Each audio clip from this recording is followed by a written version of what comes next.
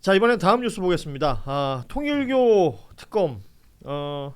이게 지금 국민의힘하고 개혁신당이 주장하는 건 특검을 법원 행정처장이 2명 후보를 추천하고 맞습니다. 대통령이 1명 임명하자라는 거였는데 민주당은 이걸 받지 않았죠. 네. 그랬더니 이제 이준석 의원이 아시다시피 지금 개혁신당 대표지만 당시 이 사건이 있을 때는 국민의힘 대표이기도 했었잖아요. 맞습니다. 그래서 이거 셀프 추천되는 거 아니냐 뭐 이렇게 되면 이 지적을 또 합니다.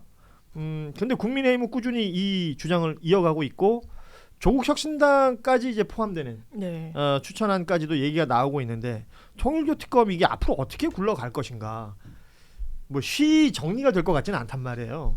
근데 이거 관련해가지고 조국혁신당에서는 말도 안 되는 소리 하지 말아라. 니네 자꾸 이런 식으로 니네들이 지금 이해충돌이 있는 상황에서 이런 식으로 하는 건 우리도 안 받는다. 그러니까 야당이라고 다 묻지 마라. 네, 네. 그러니까 개혁혁신당은 지금 현재 이준석이라고 하는 그 존재 자체만으로도 지금 부적절한데 우리를 여기 엮어가지고 니네들이 면죄부 방패용으로 삼지 말아라 이제 이런 취지였기 때문에 사실 그런 식으로 특검을 추천한다는 말 자체는 안 될 가능성이 매우 높고요.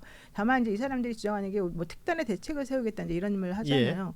좀 도대체 특단의 대책 할 수 있는 게 뭐가 있을까? 제가 보기엔 거의 없거든요. 그냥 말로만 그러는데 이제 문제는 자기네들끼리 연대를 해가지고 이제 뭉개고 민주당이 내놓는 안을 전부 다 킬시켜버리겠다 뭐 이런 정도는 자기네들 주장은 해볼 수 있을 것 같아요. 하지만 결국 이것도 안 되고 저것도 안 되고 그러면 결국 표를 밀어붙일 수밖에 없는 거 아니겠어요? 그러면은 민주당 입장에서는 뭐 그렇게까지 이 사람들이 얘기하는 거에 대해서 막 괴로워하고 이럴 필요는 사실은 없을 것 같아요. 결국 마지막에 의석수로 간다면 민주당 입장에서는 아쉬울 게 없으니까. 그렇긴 한데 이제 민주당에서는 또 조금 안타까운 것은 헌재가 사실 제3의 중립기관이라고 생각해서 밀지만 헌재는 뭐 아니라고 지금 막 강력히 얘기하고 또 하나 민변을 이제 들고 있는데 사실 민변은 임의단체거든요. 법정단체가 아니고 변협과는 또 다르니까. 네, 대한변협은 법정단체이고 이제 기관인데 민변은 그러지 않아서 그쪽에서 뭐 추천하는 사람을 특검을 하는데 이것도 조금 좀 안 맞는 부분이 좀 있어요. 그래서 이걸 어떻게 현명하게 해결할 수 있을까 이 부분인 것 같습니다. 그렇군요. 사실 국민들이 보는 눈도 있는 거기 때문에 지금 특검을 어떻게 추천할 것이냐가 하나의 쟁점이라면 또 하나는 수사 범위가 될 거 아닙니까? 그 아까도 얘기했지만 이준석 대표가 국민의힘 대표 시절에 뭐 그러니까 지난 대선 그러니까 20대 대선 때죠. 국민의힘 시도당 위원장급한테 14명 정도에게 뭐 1억 4천이 넘는 돈을 쪼개기 후원했다. 뭐 이런 내용들도 있었고 해저터널 정책 제안서도 이때 함께 줬다라는 거잖아요. 그래서 전재수 전 장관이 뭐 이 해당 케이스에 해당되는 분이니까 해저터널 얘기도 이거 수사 범위에 넣어야 된다라는 주장들도 하고 있습니다. 국민의힘의 저희가 뭘까? 이걸 계속해서 좀 궁금해할 수밖에 없을 것 같아요. 보면요, 이 협상 과정을 보면 너무 국민의힘이 지연책을 쓴다라는 인상을 강하게 받고요. 장영욱 대표는 뭐 민주당이 그런다라고 하는데 지금 협상의 경위를 보면 정반대예요. 오늘 민주당은 특검법 그 통일교 특검 발의 마무리해가지고 오늘 제출할 겁니다. 지금 스케줄은 그렇게 오늘이요. 어떻게 한대요? 그래서 그 내용은 제가 이제 지금도 계속 기사를 좀 찾아봤는데 아직 나오지는 않았는데 아마 뭐 여야로 하다가 이게 좀 협상을 할 수 있는 여지는 남겨두는 것 같고, 근데 여야는 이제 국민의힘에서 못 받을 거 아니에요. 여야 중에 추천을 하면 여당 추천 몫을 대통령이 이제 지명을 할 테니까. 그러니까 이제 제3기관으로 할 수밖에 없을 거고, 국민의힘은 민주당이 법원행정처 추천으로 하면 못 받을 걸 알면서 계속 법원행정처 얘기를 하는 거예요. 우리는 그럼 헌재 어때? 뭐 대연변협 어때? 이렇게 대안을 내고 있잖아요. 그리고 국민의힘은 패스트트랙에 태워야 된다라고 그러잖아요. 330일을 끌겠다는 얘기가 330일 걸리는 거예요. 그거는 진짜 이거 홍준표 전 시장이 얘기한 것 때문에 전 그렇다고 봐요. 정확하다고 봐요. 이거 수사하면 누구한테 불똥이 튀겠니? 이게 대선 직전에 어마어마하게 관여했던 정황이 드러나요. 지금 1억 4천만 원을 쪼개기 후원했다는 게 한학자씨 공소장에 들어가는 건데 그 당시에 이준석 대표인데 어떻게 개혁신당에서 추천을 합니까? 그런 부분과 종합하면 아마 제3의 기관이 될 것이고 민주당은 이걸 마다할 이유가 없다. 이거는 속도를 내서 처리하겠다. 이런 입장입니다. 정청래 대표가 오늘 기자회견했죠. 네. 2차 종합특검 관련해서 언급이 있었고 통일교 특검에 관련해서도 언급이 있었는데 가장 빠른 시일 안에 속도감 있게 추진하겠다라고 얘기했고요. 그러면서 2022년 대선 당시에 국민의힘 쪼개기 후원금 이거 낱낱이 밝혀야 되고 또 국민의힘과 통일교의 유착이 유죄로 확정이 된다면 국민의힘은 위헌정당으로서 해산되어야 한다. 이런 강경한 입장을 꾸준히 내고 있습니다. 저는 아까 추천 방식 가지고 말이 많은데 국민의힘의 진짜 저희는 출구 전략이라고 봅니다. 안 하고 싶은 거예요. 그러니까 뭐든 위에 핑계 잡아가지고 건수 잡아가지고 그냥 파토 내고 나간다. 파토라는 생각일 것 같고 그럼에도 불구하고 추천이 문제가 되는데 애매한 상황이잖아요. 저는 이런 방식도 괜찮을 것 같아요. 해병 특검 때부터 지금 계속 얘기했던 건 네거티브 방식이에요. 예. 이게 뭐냐면 각 당이 됐든 아니면 뭐 변호사 단체가 됐든 막 이런 데로 많이 추천을 받아요. 예. 그래서 한 50명 추천을 받아요. 배심원 선정할 때랑 똑같은 방식이에요. 50명 추천 받은 다음에 각 당에서 마음에 안 드는 사람 하나씩 빼요.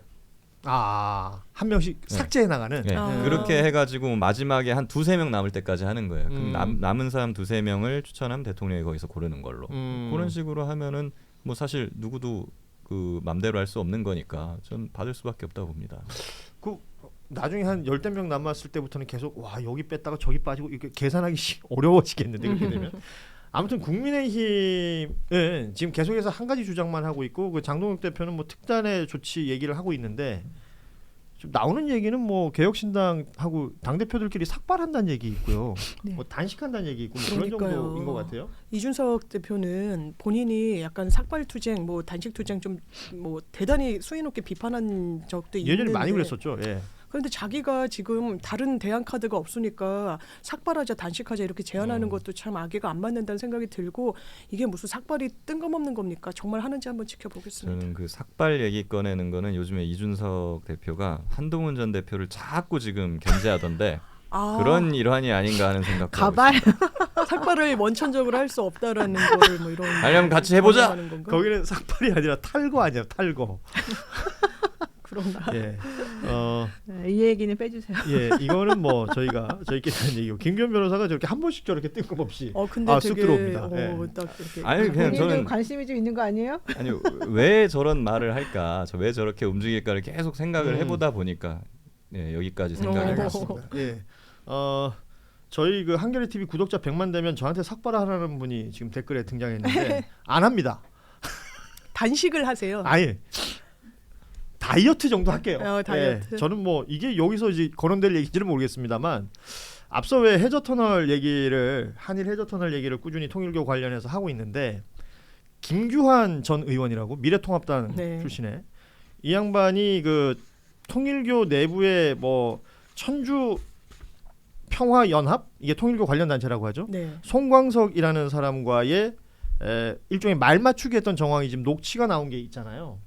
뭐 연락 오면 말 잘해주세요. 뭐 저 잘하겠습니다. 뭐 등등등 이야기를 하는 것들이 나오고 해저터널 관련해서는 통일교가 로비를 할 때 뭐 부산 지역의 의원들 아무래도 경상권 지역의 의원들이라고 하면 국민의힘 사람들이 훨씬 더 많고 맞습니다. 이쪽으로 연결되는 것들이 많다라는 얘기들이 나오고 있는 것이고 그리고 나경원 의원 얘기를 안 할 수가 없는 게 아직까지도 그 천정궁에 갔습니까에 대한 답이 없다가 오늘 인정했더라고요. 짧게 나왔어요. 갔는데 한학자 총재를 안 만났다. 아니 차는 안 마셨다 이런. 차는 안 마셨다. 개인적으로 안 마셨다. 이런 얘기더라고요. 이건 좀 이상하지 않아요? 아니 커피를 마셨나? 그래서 차를 안 마시고 뭐 커피를 커피 마셨는데 차 한잔 한 적 없다 이런 주장이긴 한데 너무 말이 안 맞아서. 근데 자기가 통일교에서 주최하는 행사는 갔대요. 그리고 한학자실을 먼 발치에서 잠깐 봤대요. 먼 발치에서. 근데 본인이 이제 어떤 직함이 있었기 때문에 자기에게 거기 와달라고 그렇게 여러 번 사정을 해서 본인이 갔다 그러고 본인이 무슨 인사 같은 것도 했다는데 한학자 총재가 있는데 인사도 안 시켜주고 저 먼 발치에서 한번 보고 가라고 그러고 그런 건 사실 말이 좀 안 되는 거 아니에요? 그렇게 모셔가지고 가서 이렇게 여기서 얘기 좀 해주세요라고 한 사람인데 한학자 총재가 앉아 있는데 인사도 안 시켜주고 그냥 보냈다는 거예요. 그러면 게다가 같은 테이블에 앉히지도 않고 그거 되게 예의 없는 거 아니에요? 우리가 만났다는 게 멀리서 봤다라는 그렇게 얘기를 해서 제가 먼 발치에서 한번 봤대요. 봤대요. 둘이서 개인적으로 만난 적도 없고 근데 상식적으로 생각해 보면 우리가 보통 그런 데 주최 측이 초청해서 가면 헤드 테이블에 앉히잖아요. 그래가지고서는 한학자 여기 앉았으면 얼마나 가까이 앉히냐 뭐 멀리 이렇게 딱 마주보게 앉히냐에 따라서 이게 의전이 중요한 건데 그런 것도 하나도 안 시켜주고 그러면 커피도 한 번 안 해주고 그냥 갔다는 건 솔직히 말이 안 되죠. 믿기 어렵네요. 이상민 장관처럼 멀리서 봤다라는 게 이게 주관적인 거라 가지고 얼마나 뭐냐. 그 우리한테 별로 멀지 않게 느껴질 수 있어요. 뭐 한팔 이상민도 간격이냐, 그때부터 양팔 간격이냐 뭐 무슨 문건 멀리서 봤다고 했는데 이것도 멀다고 CCTV로 할 수 있지. 보니까 엄청 가깝잖아요. 우리 관계도 그렇지. 이렇게 지금 앉아 있는 것도 뭐 사람에 한팔 간격 따라서는 혹은 양팔 간격 이 정도는 이제 먹을 거다. 난 엄청 멀게 느껴져 지금 노영희 우리 변호사님. 멀어. 너무 멀어요. 내가 멀게 느껴져요? 네, 서로 나경원 가까이. 의원도 한 이 정도를 멀다고 했을 수도 있어요. 제 생각엔. 그러니까 이건 뭐 너무 주관적인 거라 아무튼 그러니까 상식적으로는 잘 이해가 안 되는 해명을 하긴 했습니다. 그리고 또 하나 좀 짚어봐야 될 게 한겨레 24일 보도 내용 보셨는지 모르겠는데, 그러니까 검찰이 여기 등장을 해요. 통일교가 과거 검찰 상대로 로비를 벌인 정황이 있는 것 아니냐. 그 TM, True Mother. 참어머니. 우리는 이게 계속 홀리마더로 알고 있지 않았습니까? 그러니까 홀리마더가 더 좀 많이 쓰이는 표현이니까 성모 마리아. 아무튼 TM이라고 한학자 총재를 지칭하는 걸로 보입니다. TM 특별보고라는 거에 보면 그 센트럴시티 소송 관련 항목으로 우리가 원했던 검사 한 명이 동부지검으로 배치됐다. 8개월 동안 준비했던 과정이었다. 이런 내용이 있었다는 거예요. 그러니까 2017년 8월에 작성된 거로 추정이 되는데 이때쯤이 그러니까 통일교 내에서의 이제 완력 다툼 같은 게 있었고 그 문선명 총재의 셋째 아들로 알려져 있는 문현진 씨가 그 서울 고속버스 터미널 관련해서 통일교 그 지분의 부지를 뭐 임의 처분했다. 이 내용이 이제 고발이 됐고 서로 그 안에서 이제 법적 다툼을 하는 과정 속에서 본인들에게 유리하게 하기 위해서 검사에게 로비를 한 정황 아니겠느냐. 이게 실제로 동부지검에 고발이 됐더라고요. 근데 이 보도 나오기 전에 왜 우리 노영 변호사가 이런 비슷한 언급을 또 하신 바가 있었잖아요. 뉴스공장 퍼니포에서 알겠죠. 검찰에게 로비한 겁니다. 그러니까 이 로비는 통일교 로비라는 건 뭐 어디를 가리질 않나 봐요. 안 가린대요. 제가 듣기로는 정말 수많은 곳에 수많은 방식으로 정말 직접적인 것이 전달되면서 로비가 이루어진대요. 물론 뭐 이제 이 검사가 뭐 그랬다는 건 아닌데 그 변호사를 통해 가지고 이제 전달됐다라는 얘기가 이제 이 당시 사건에 대해서는 있었었고요. 이게 2017년도에 있었던 센트럴 부지의 그 지분을 이 문현진 씨가 셋째 아들이 그렇죠. 이 사람이 이거를 이제 마음대로 처분했기 때문에 이게 횡령이나 배임이나 이제 이런 거 가지고 좀 문제가 됐었었는데 결국 그때는 이제 불기소 처분이 됐었었고 그러니까 기소 중지가 됐었었고 그 다음에 이제 이거 문제 있다 해가지고 시민단체가 고소도 했었었거든요. 근데 그거는 이제 불기소가 돼버렸어요. 로비라는 게 이렇게 통하는구나라는 걸 한 번씩 볼 때는. 기분이 너무 나빠져요. 좀 물어봐봐야 돼요. 여기다가. 과거에도 재벌이나 막 이런 데 보면은 경찰이나 검찰 이런 권력기관들 늘 관리를 했잖아요. 국회는 뭐 정치권은 당연한 것이고 그런 게 있어 왔던 것 같은데 이것도 그 일환인 것 같아요. 보면은.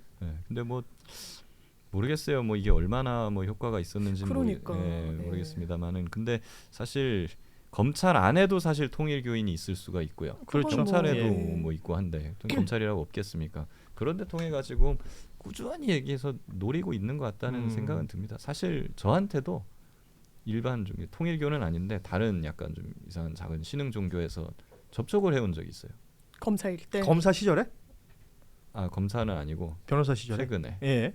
어떤 이유로? 포섭하는 거예요? 모르겠어요. 제가 국정기획위원 가가지고 그런 것인가 모르겠는데 뭐 그런 식으로 이렇게. 그러니까 이 정부 초창기가 되겠군요. 그렇죠.